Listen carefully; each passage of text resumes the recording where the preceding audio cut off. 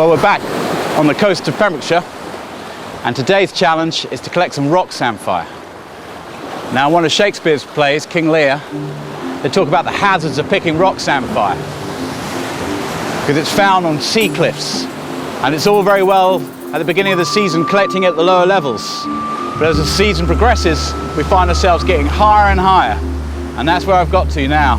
This time of year, we've got to go right up onto the top of the cliffs. But anyway, let's go and see what we can find.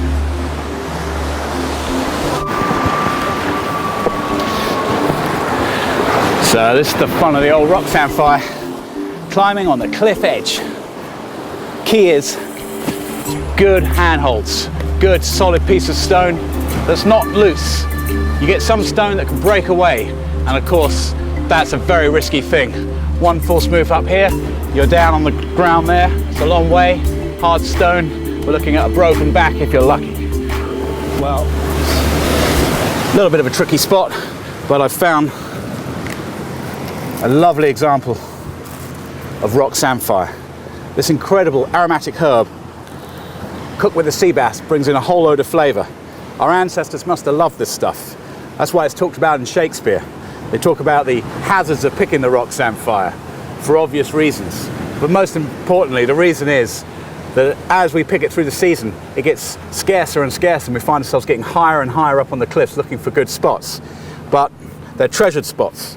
And it's for that reason that it's good to use a knife when you're picking.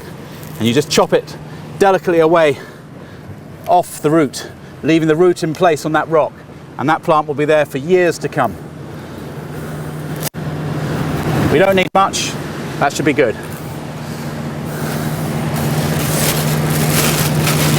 So let's go cook some sea bass.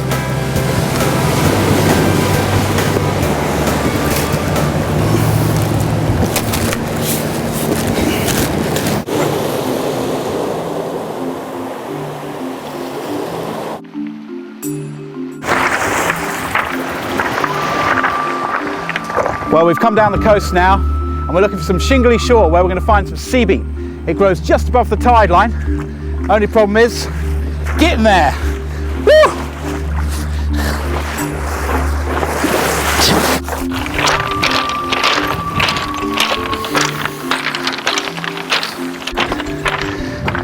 So over here, just above the tide line, we've got this beautiful plant. Sea beet, Beetus vulgaris maritima. Absolutely lovely vegetable, and we're going to steam this, and it should be a perfect accompaniment to that sea bass. Just a few leaves should be fine.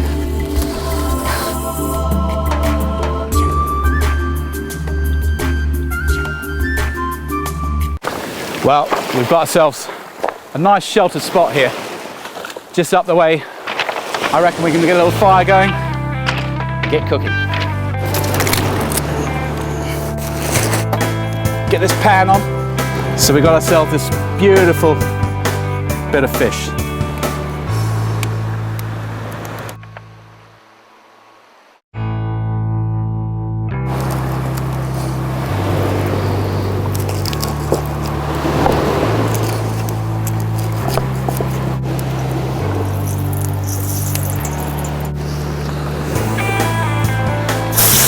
A little bit of this sea beet now.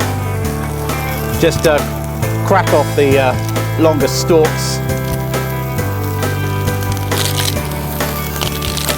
That's all we need. Get that in the pan.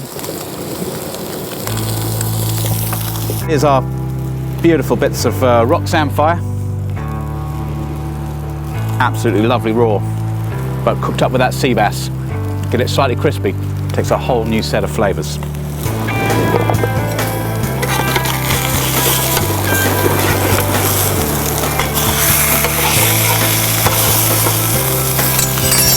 So we're going to put in this rock samphire now, just cook it alongside the bass.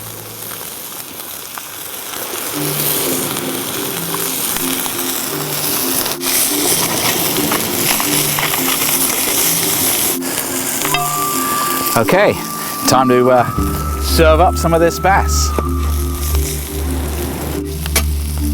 Little bits like that. Absolutely delicious.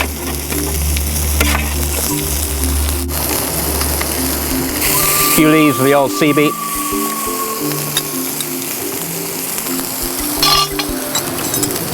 And there we have ourselves sea bass, garnished with the rock samphire and a few leaves of sea beet. Now, that is absolutely lovely. It's been quite a day. Scaling the cliffs, falling in the water, but worth every minute. Sea bass with rock samphire and sea beet. Till next time.